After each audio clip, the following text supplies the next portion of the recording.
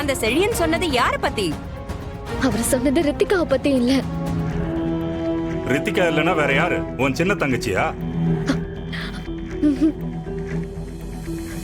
ரித்திகாவும் இல்ல, அவ தங்கச்சியும் இல்லன்னா அப்போ அவன் சொன்னது உன்னை பத்தியா?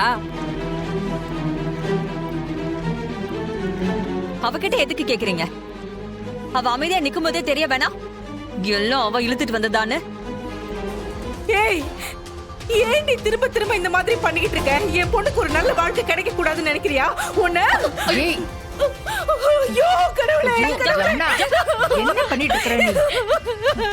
உங்க ஆத்தா போன அன்னைக்கு உன்னையும் விஷம் வச்சு கொண்டு இருந்தோன்னு வச்சுக்கோ. இன்னைக்கு நீ இந்த மாதிரி ஒரு அசிங்கத்தை பண்ணிட்டு வந்து எங்க குடும்ப மானத்தை வாங்கி இருப்பியாடி. ஒழுங்கு மரியாதைங்கிறது போயிடுறீ.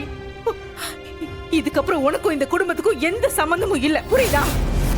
வெளியே போடி. இன்றே டவுன்லோட் செய்து உங்கள் ஃபேவரட் ஷோக்களை என்ஜாய் பண்ணுங்க.